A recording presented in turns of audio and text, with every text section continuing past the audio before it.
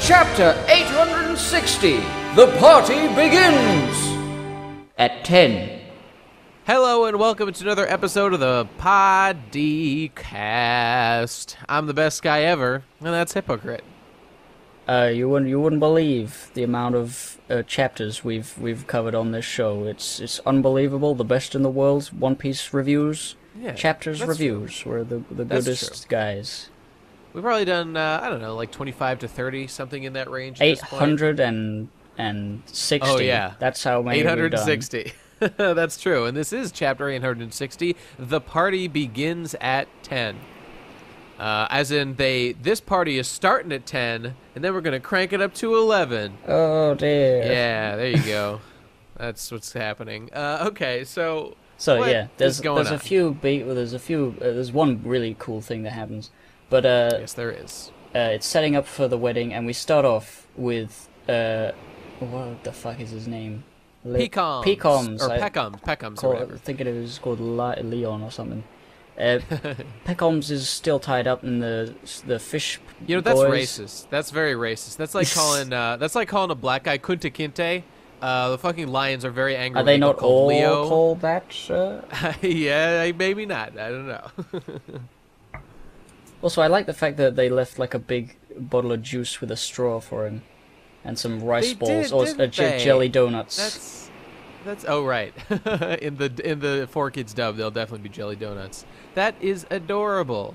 I didn't even notice that at first. I also really like. I mean, this has been the case for a long time, but the Fishman guys here, those are the Sun Pirates, as everybody knows of fame, and they have this incredible, like the goofiest fucking boat I've ever seen in all of One Piece, with a stupid fish head for the front and these like silly big swirly things on the side. It looks ridiculous considering like the people who crew this ship were like enslaved slaves, you know, being tortured by the Tenryubito for God knows how long, with a captain who's, I mean, he's a good guy. Fisher Tiger was a good guy, and Jinbei is also a good guy, but they're very serious people for the most part. They're not very goofy. Well, I don't know. It's not a complaint. I don't think I just think fish it's funny. looks goofy. I mean, it looks like a fish. Fish themselves sometimes look very goofy. Fish people, they probably don't see it as goofy. They probably think you're being very racist right now, actually. That's not... When I first saw... the time I remember is, like, during the flashback during Fishman Island, when we see, like, the Sun Pirates with Fisher Tiger, like, going around doing shit. Like... Slavery is like and like torture and like hatred of races and racial tension is what was being discussed, and like this crew is like commanded by former slaves and shit like that who had horrible lives, and just having this be the ship that these people command. It's a good ship. It looks like a koi or a goldfish. Funny. It does. It's not a complaint. I just think it's funny. That's all I'm saying. I will say there's a bad design choice that the front is just an opening for like water to come in, and then they will drown. That is not arorodynamic. Although but they are fishmen. They will drown. So maybe they're supposed to drown. Go underwater. I did think it was funny that the Fishman Pirates, or like the Sun Pirates, Arlong's crew, I think it's called the Fisherman Pirates, even have a boat. But then, like, you don't want to be wet all the time. It's fine to be wet most of the time. Sometimes you just want to be on a boat. Or you got to keep shit dry, I guess. Anyway, doesn't matter. It's not important. They have a boat and it's funny. Yes, and now they're fucking off. So. Oh, and I like Aladdin, and I like Aladdin. Yes, Aladdin, Aladdin is a darling to me. He's we have a little bit of a flashback to when Jinbei was saying, "Oh shit, I'm gonna kill Big Mom, and I'm gonna be a bad boy. I'm gonna be a betrayer. I'm gonna mutiny, and it's gonna be like cool and stuff." And he explains the board, the what was it called, the thing, the roulette wheel, and we learned that Big Mom is just gonna kill a certain number of his crewmates, probably a lot, if he fucks off, and that's why he's telling them to run away, because he doesn't want them to get hurt. So that was kind of weird to me. So the wheel was something that you spin, and it would choose which crewmate would die in addition to Jinbei, but the wheel does not seem to have any of that kind of information on it whatsoever. It looks like it's just got limbs, like... Well, you lose a limb. Take your head. But, I mean, he seemed to be saying here that, like, okay, I was definitely going to die. That was going to happen. And then the wheel was about who would be sacrificed with me. I guess it was the number of people who die with me. Yeah. Or something. Number of crewmates. Also, I'd like to point out, I don't know if this wheel was supposed to be spun, but, like, that board is set up like a dartboard. Yeah. It is not set up like a roulette wheel at all. It does not Maybe work it's that like way. a roulette wheel and also a dartboard. And also, like, the small spaces are, like, lesser, so it's like this whole wheel is confounding and backwards. I think what it is, it's easier for Big Mom to hit, like, the bigger numbers. No, I think Jinbei has to throw them, doesn't he? Maybe. He's like, all right, throw your dart and decide your fate. Like, oh shit. That would make sense, because if Jinbei was the one throwing it, he'd want to hit, the smaller numbers, which would be harder. So, like, the center would be like a 0 for, like, 0 people have to die. If you hit that, you win, or something like that. So I could see that being the case. There is the possibility that this isn't actually literally what the board looks like, which would be weird for this to be there. We saw the wheel before. Oh, did it look like this? Yeah, as I recall, I didn't actually check, but as I recall, when Jinbei, saw Big Mom, there's like 20 chapters or whatever ago, I believe it was exactly that board. It looked very familiar to me. Use the numbers written. Each represented the number of crew members that will be sacrificed with me should that number be chosen. It's weird. It was oddly confusing the way it was explained here. I mean, I get the point. The point is, like, they're going to use this wheel to decide who's going to die in addition to Jinbei, apparently. He said that, and I believe him. But, just kind of confusing. Just not the best explanation. The point is he wants his crew to fuck off so that they don't get hurt. Right. And, that's right. That's what matters. Yeah, and he's saying... And also, we get to see Charlotte Praline, yes. Aladdin's wife, who is my favorite sexy girl in One Piece. I love her to bits. I love that kiss her on the rose, lips. those roses going down her. Everything about her is wonderful. She's a delight. She's a delight to the senses. Yes. But whatever. Excuse me, I'm drinking tea. And she's like a weird half fish, or a half mermaid with like her weird torso and then like another fish torso underneath it. Oh, it's weird, but that's okay. She's got that big trunk. Yeah. If you know what I'm saying. Fishy trunk. Her hair is so wide. Oh. Okay, all right. I don't get what you say. Well, like, what would that be, like a penis? I don't really get where you're going with that. No. then what does it mean to have big hair? Is it innuendo? It's just a hammerhead. I don't know. No, it's just she has big hammer hair. Okay, good. Okay. yeah, it's great. What else happened? All right, we get a brief sort of perhaps like Aladdin. Like, I don't know how to say it. I call him Aladdin. I don't know. Whatever you want. And he says, "You're probably gonna I can tell you're gonna lay down your life and you might die, you idiot. Stop being an asshole and protect yourself."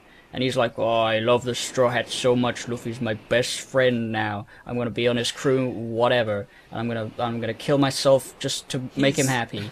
He is going hardcore with the, like, I basically am a Straw Hat already. I'm the guy. It's me now. Oh, boy. They're setting him up to die, pretty much. So well, if he lives, I mean, they're setting him up to die, but in a way that I feel like they could have easily just, go back on it. Like, he could be, like, deadly hurt. Like, oh, no, my fish legs are gone. I'm dying. Luffy, leave me and run. And I say, no. You're too delicious to leave, and we are saving you, or whatever. I agree. This is like so blatant that I could easily see it just not happening exactly as he's saying. But he's saying like, yeah, I'm ready to die, whatever. If I ever joined the Straw Hats, I'd have to sacrifice my life, or I'd put my life in the line. So I'm just doing it now. Whatever. Yeah. Fuck off, Jinbei. Fuck off. I'm bored. You bore me. You bore me, Jinbei. I don't care about your... What are his personality traits? He's like kind of strict. He's kind of stoic. He's like generally a good guy. Well, no, he's boring. He's just like completely selfless, stoic, and like, but like his That's so boring. Yeah, but like this one panel is like, there's like, don't worry, we'll go to Fishman Island and protect her, and he's like, thanks. It's like he really wanted to say, please do that, but he didn't want to ask them because that was the one moment this chapter that I gave even a tiny bit of a shit about anything he was doing. There was a little bit of emotion there, a little bit of something. So I think if he does join the crew and be like on the ship normally, that's going to be his personality. He's going to be like, oh, I couldn't possibly. It's like too honor bound. It's like it's way too much honor. It's like everyone's just fucking chill out, you fucking idiot. And he's like, but I can't do that. And that'll be Jinbei forever. Unless he dies. Where in a series where like Luffy and the Straw Hats are like the main characters and they just goof around and do whatever they want, to see someone who's like so honor bound and like restrictive just makes him look like a fucking square. Like that's what he looks like. He looks like a big fucking nerd. Well, I want to state for the record, I don't necessarily think that could not, you know, it wouldn't be funny. Yeah, it has the potential to be hilarious in the future. Like, yeah, I'm with you. Yeah. Well, we've talked about Jinbei before joining the crew. We can skip past this because this is not the cool part of the chapter. The cool part is coming up, where everybody is congregating for the beginning of the wedding, and we got the Jeremo boys coming, and they're talking to Reiju about where she was, and it's sort of like fucking who cares where I was? I'm an adult. You know, stop asking about me. Yeah, I like that a lot. Yeah, it was cool. They were just like, we're adults, don't worry about it. Mind your fucking business, people. I'm doing my own shit. Yeah, that is good. That is adult. Good job. Good job, everybody. And then, but Reiju obviously knows Sanji is there, and she's hey, you like, know what? Sorry, one thing that little line reminded me of about the like mind your business. I got a Godfather kind of vibe from that because there's a big thing in the Godfather where they're like in the Godfather, one like thread throughout the first movie is that Michael's sister, I forget her fucking Connie, is getting like beat up by her husband and generally being abused like in various ways, like verbally. And he'll just tell her to shut up, and like her brother would get mad and be like, "Hey, don't you ever fucking tell her to shut up." And then his mother, like the mother of the family, was like, "Don't interfere. It's their marriage. You can't interfere." And I don't know. I know it's a small thing, but it just kind of reminded me of that mafioso. Like, they you are can't very interfere with business that ain't yours. Yeah. It is a very mafia sort of centric arc we're in at the moment. It sure is, and I love it. Oh, is it gonna be like fucking the Godfather Red Wedding? I don't know anything about the Godfather. What do they do? They shoot people at the end of the first movie. That's all I know. The wedding was pretty bloodless at the beginning of Godfather 1. I mean, they made plans to kill people, which kind of was juxtaposed with a happy celebration, but during the baptism of Michael's son, Anthony, in Godfather 1 at the end, that was a bloodbath, so I could see a comparison to that. Yeah. There's probably something in the other ones, but fuck, I don't know Godfather stuff, so I'm gonna leave that on the table for later. Okay. And here, the next page, we got the big introduction of the underground businessman. Railroad. Yes. Yeah. So we've Freedom got fighters. all these cool characters. What I want to address is the fact that they're not pirates. They're not like they're not like famous people necessarily. They're just, and they're not like a navy. They're not kings or parts of kingdoms. They're just businessmen and women. Which is an interesting, like, a sect of people we haven't even really seen before. This is the coolest thing that's ever happened. This is the best page ever, and I love all of these guys. My favorite is definitely Big News Morgans, president of the World Economic Times. He's literally Big Bird, and he's a corporate fucking, I don't know, president, and he is gonna kill you if you fuck with him, because he's a bird. I don't know. Well, I can't even speak. I love everyone. I love that guy specifically. I love the fact that he is a big bird, and he's just a bird. And he's just a bird. He controls all the little birds that give the newspapers out to everyone. Is what I'm assuming. Oh my god.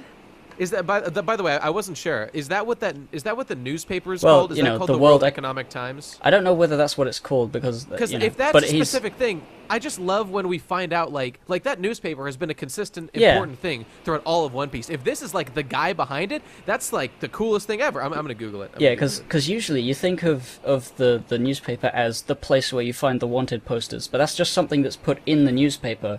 And I've never really thought like who owns the newspaper, because obviously, a big old world with a government and stuff. There's got to be people. There's got to be newspapers. There's got to be politics in the the writing of the newspaper. But the politics of the newspapers never come up. So I've never really thought who is like influencing the whole world with the news with this stuff. I went to the wiki, and here's another interesting fact about this. Okay, it does look like the World Economic Journal is what it's listed here as, but I'm sure that's the same thing. It's the newspaper that is distributed at least throughout the New World, but this does appear to be the newspaper. But it also says here that this is the newspaper where Sora, Warrior of the Sea, is published, which, remember, people, is the story that uses the Garma 66 as the villains for like a Marine Warrior, which has not come up like since the very beginning of the Totland arc, and I'm still waiting for that to be relevant, which could be very interesting.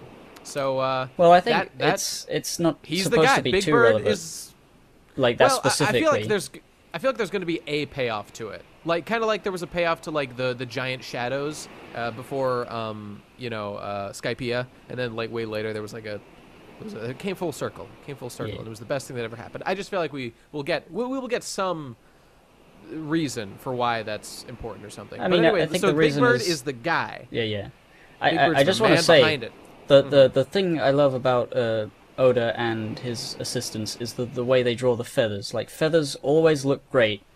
Always look better than any other feathers in any other manga I've ever read. There's just like the fluffiness is just enough detail for it to be like nice looking, but not too much so that it's gross. So it's good. I do like the fluffiness. When I think of fluffiness, I think of like this guy and like Doflamingo's coat. Yeah, always looks nicely and puffed. And Brooks' feather boa. Yes, yeah, that's true. Anyway. Yeah, these guys are all great. Nobody else here is particularly interesting to me, except for if you look at the Stussy. Well, if you look at all their like their titles, what they're part of. Right. What's interesting about them is their role and the business that they control. So there's the Black Market King. So he's like a merchant. The underworld. These are all underworld people. So he's like the merchant. There's the woman. There's the pleasure quarter, which I assume is like a prostitute ring, maybe, or some sort of slavery thing. I couldn't really think that of and what other else. things. I'm sure. Yeah. I mean, slavery, sex trafficking is like the first one that comes to mind, but there's probably other stuff too. Yeah, we got the drug guy, Great Mortician. Well, I was confused by this. So his title is Great Mortician, and his name is Drug, right? But his business, I don't know. What's a mortician? Like he buries people. Maybe he's maybe he gets money from fucking funerals all over the place. I don't know. It was weird that was like a big bodies. business. Like he can make your body disappear. I don't know. He's got a scythe. He's literally death. He is literally death. He reminded me of Doc Q a little bit with his big old scythe there. We got storage industry titan, so smuggling or rather like concealing and holding stuff and warehouses. It's just that, like, things that seem mundane, but once you have control over them, you get to be a crazy kooky character in One Piece, and it's really cool. And the shipping magnate looks like a fucking. He's not a magnet. He's a magnate. Magnate. Yeah, there you go. Which is like a smuggler. So he moves the stuff that the storage industry. Gibberson, the concealer, and then the fucking, I don't know, stuff gets moved. These guys, they know how it works. This is what is really. I think this is like the most fascinating page in the world, because a lot of the time it's easy to. I think for a lot of young people, especially like in our generation, it's easy to forget that, like, just like the simple things like being able to buy a car requires like an incredible network of like human effort across the entire planet to get the resources. Like, you have to have like a mining operation, you have to have like smelting operations, you have to have actual assemblymen, you have to have electronics people, fucking chips being made for the internal computers of cars. Designers, and then schools for those designers, and then that's right. All that sort and of what stuff. These guys represent are just those kind of mundane things that we haven't seen that you wouldn't think about. Like, you don't. When people were fucking like reading, like, how much time in Dragon Ball was spent on like the actual like development and research of like the Capsule Corporation? Like, a little bit, because Bulma's dad owns the place, but like, no focus was ever put. Yeah, it was just like, we have these magic texts that let us do X, Y, Z. But these guys here are fascinating to me. It kind of reminds me of, like, in Ayn Rand books, a lot of it focuses on like business moguls and their desire to, like, a lot of those guys are kind of propped up by being like truly dedicated to the craft that they're focusing themselves on. Like in Atlas Shrugged, Darby, or whatever the main girl's name is really into her railroads. Railroads are her thing. And there's other guy, Hank Reardon, and his Reardon metal. Like he's like a metallurgy guy, and they kind of support like the whole country. I mean, you know, I don't need to get too deep into it, but these guys, seeing these like kind of guys doing mundane things, being brought here as special guests by Big Mom because they are obviously incredibly important to the world economy, and that's kind of what One Piece has become now, like a political intrigue story with these kooky characters, and it's just the coolest thing ever. I feel like One Piece is evolving with me, and that feels so cool. Yeah, it's the best. It's like you think of any other shonen like double-page spread like this where they're introducing a bunch of new characters. It's always the new set of bad guys that the good guys are going to fight. Bleach. Think of every Bleach. Single time. It's just like, these are the new bad guys. You know, some of them might become good guys, but right now they're the new bad guys, and they all look cool. I think it is and it's like, so bold. I think it is so bold of Oda to introduce, like, to exactly what you're saying, to introduce, like, a series of characters who have political influence as their, like, ultimate power, as opposed to a bunch of new fucking hollow Shinigami, whatever the fucks, you know, like that Kubo would come up with or something like this. It's fascinating. It's so cool. It's just, it's and the so thing great. that's really great exciting. Is that it's not like these guys may not necessarily like do anything in this arc. They may just sort of be there and like you know, react to it, and they may not even be like fighters. They may not, you know, it's just sort of like setting them up. So now we know all these people who are in the underground. You know, they may have been like silhouettes in like previous things where the Punk Hazard and stuff. All those underground like videos we were seeing and shit. Yeah. Yeah, and it's like now we have a bit more of a context as to how the world is working and who might be responsible for certain things happening. And they may come back later, like Capone Beji is right now. Beji. Yeah. And you know, they may have like an arc of their own. Like it's just so good. It's so good.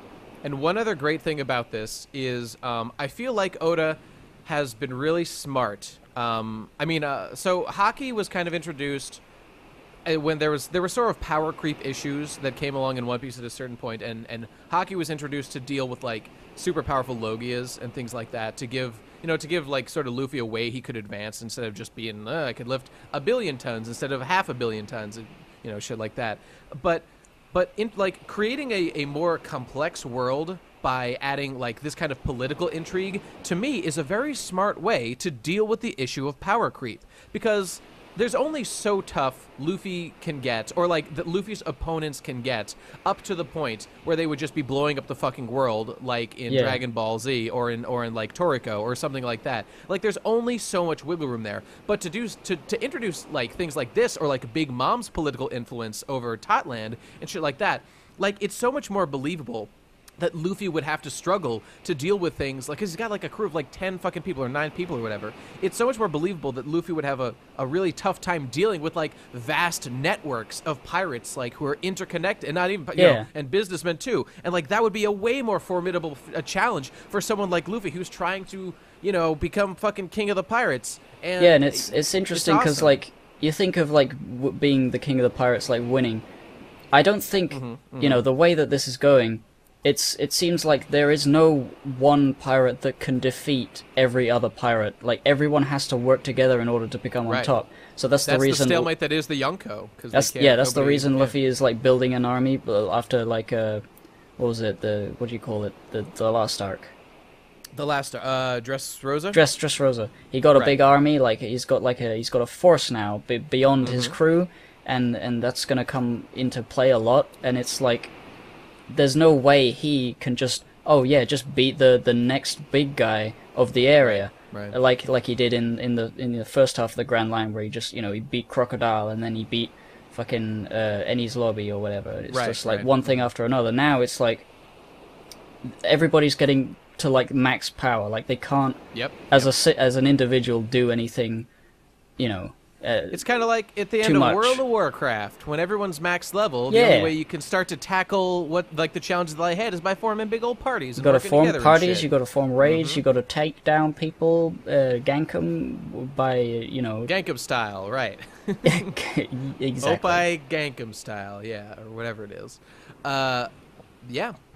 It's something. it's the And the one interesting thing about that is that I mean we all know that Luffy basically is able to get around these like he's going to win kind of through the power of friendship, just in the sense that like he's been able to form alliances with the right people, and that's what's gonna I think get is what's gonna work out for him, as opposed to like people like Law or these guys who would form like like strategic cynical alliances and things like that. So I think like One Piece and like don't forget Luffy's whole goal of being Pirate King is because he views like the Pirate King as like the one who's the most free in like the whole world, the one who can do whatever he wants and have adventures and all that shit. So like obviously Luffy isn't interested in like dominance or forming strategic alliances to like do fancy things. Like he's in it for the adventure and to like just have a good time at the end of the day. So his goals aren't like the same as someone like Big Mom's or Doflamingo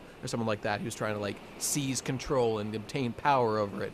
Yeah. And I feel like unlike a lot of shonen though, it's not going to be like Luffy forms friends with literally everyone. Like basically most of the people are on Luffy's side by the end. I think it's going to be he has enough to become the Pirate King. And he has enough friends in certain places, like all the royals that he's got on his side, like the fucking Reverie or whatever is coming up. He's got like 3 or 4 kingdoms there on his side. Something's gonna come up there. It's gonna what's be. What's gonna happen? I'm so Reverie? fucking. I don't know. It's gonna be like the most important thing that's ever happened in all of One Piece. God, every excited. single arc possibility is like the coolest thing I've ever heard of, and I know. This one is still so good. I know, it's nuts. We're living in a charmed time right now. It's wonderful. Yeah. But I think that's about it for these guys. We probably said most of what there is to say about them. It's their mere presence is enough to warrant that big discussion because it's indicative of all the cool things. And on the next page, we get to see the guy again. What was his name? I don't know. The lick fruit. The oldest son. Prospero. That sounds right. Somebody says it in a thing. I think that's like, oh look, it's Prospero. Okay. I think that's what they said. I don't know whether it's actually his name, but no, that was him saying, "Oh, it's prostate cancer. I've got it." Oh no, that sucks. But in the meantime, here's a candy escalator. Woo! It looks really nice. Oh, it's beautiful. It's so awesome. It's cool. It looks kind of inefficient though, because it's like going sort of down and then coming back up as it goes spiraling around. Yeah, he's goofing around a little bit, but I think we're learning here that like so we know he ate the lick fruit, which I was wondering what that exactly meant, but it looks like it just means he can create candy. Like he can. Seems to be what he can do. I want to know if he can lick with great power, though. I want to know what's going on with that. He can get to the center of a Tootsie Pop in like one lick, dude. Just one, maybe even half. Oh my god, probably half a lick. That's the most powerful tongue. Oh my god. I hope that happens. I hope he fights Luffy one-on-one. He's like, Luffy, I'm gonna lick to the center of you in one lick. Oh, it's gonna be great. I hope that happens. Wasn't that like a fucking like a filler arc or a movie, One Piece movie, where there was a guy that had a Logia gum fruit, like literal like gum, like candy? There was a guy with. That wasn't gum. That was like it was like candy sugar or something like that. Yeah, it was a die Logia, instantly. He'd be just eaten. That's true. This is like the natural counter to that guy. He would just eat him. Or Wapol would probably just eat that guy too. Well, yeah.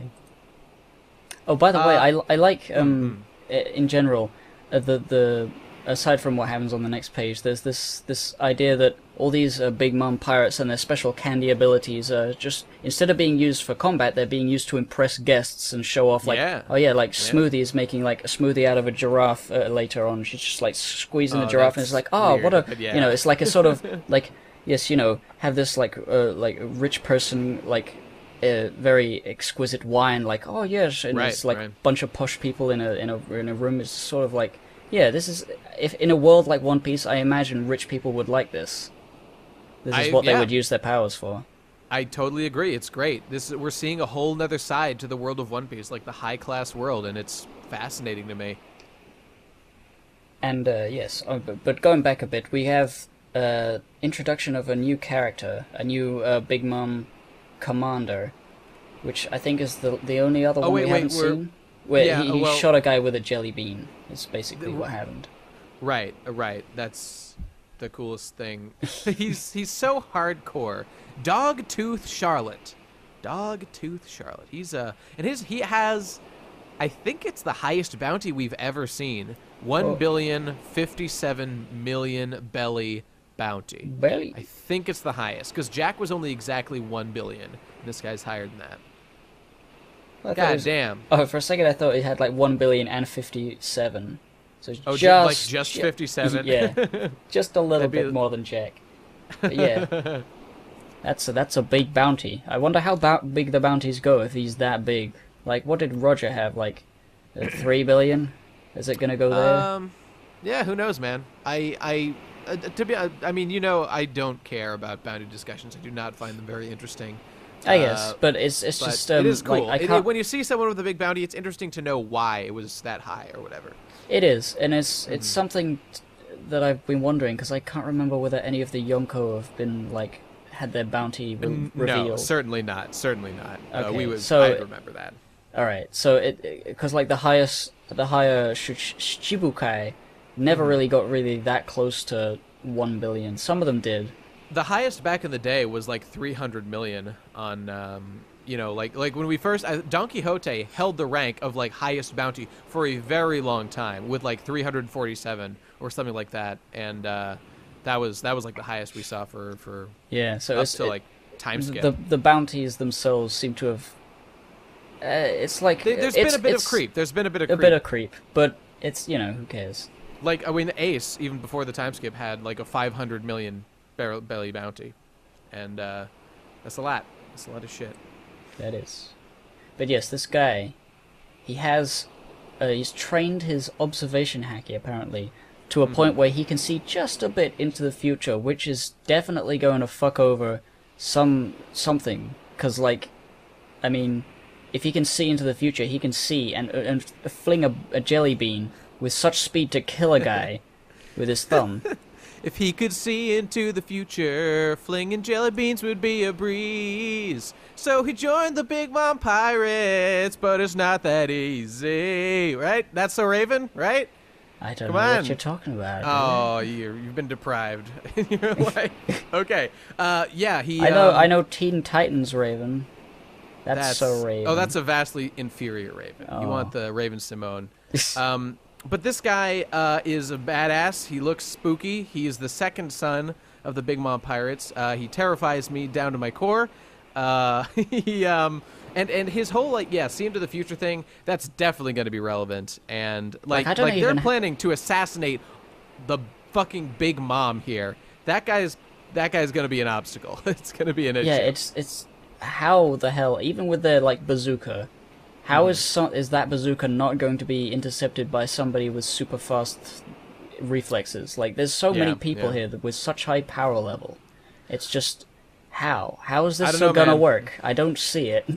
I mean, Capone's plan is to, like, distract Big Mom by breaking that picture so it lowers her defenses, which gives them, like, a few-second window. But they said, like, a 10-second window, but this guy looks like he can act within 10 seconds. Like, he flings those jelly beans with great speed and dexterity, so I don't know, man. I don't know. I mean, maybe they can just occupy him or something for a little bit, and it'll be okay.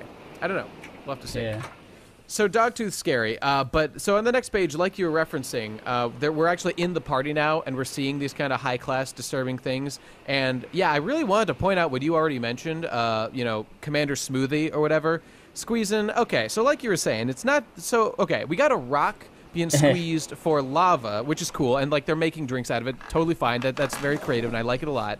There is a beautiful maiden that has stabbed 100 men. Like a criminal that they've captured, and they're gonna a giraffe that torture. cries strangely. That's Action Giraffe. They've got him captive. No. They're turning him into juice. That's rude. And they want that giraffe. It's a tasty boy. They want that AIDS. Apparently, yeah, they want that AIDS juice. Apparently, he's delicious. That's cool. But this, honestly, that's pretty disturbing. I'm pretty disturbed by what I'm seeing here on this page. Like, this is human trafficking. This is using people as, like, tools. Kind of, I mean, I'd go so far as to say it kind of reminds me of, like, in Yu Yu Hakusho, like the chapter Black Tape, which was about, like, torturing people for the amusement of the upper class. That disturbed me as a child, and this disturbs me now. This is not okay. But I mean, I get that that's the point. These are fucked up people, and that's good. I like that. Yeah, I don't know. I haven't seen or read Yu Yu Hakusho, but One Piece, despite its goofy nature, can be quite dark at times. Yeah. I don't know how dark in comparison it is, but it is very. It's like a haha. Oh, that's what's going on, sort of. Chapter Black was very deliberate with this. Well, I'll just tell you real quick. So there was a part where Yusuke is like a spirit detective. His predecessor, this other guy, I forget his fucking name, Shuyin, whatever, something like that. He like he was doing a case or something, and he found this tape that had been passed around like the black market underworld. Where, okay, so a bunch, Chapter Black, it was like the Black Club, and it had been filmed and turned to this thing called the Chapter Black tape.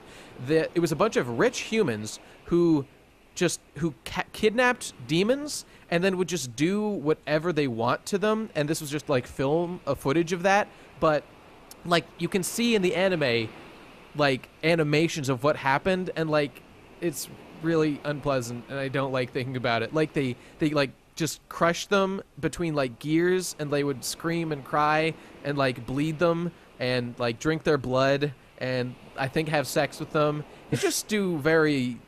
I'm very uncomfortable even thinking about it. It's not okay to do those things. Humans doing this to that was the whole thing.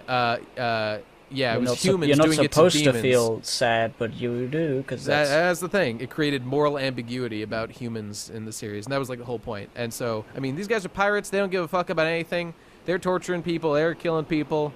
That's cool. It just makes me uncomfortable to think about that in the real world. But that's fine. They're bad people. It's good for setting them up as nasty bitches.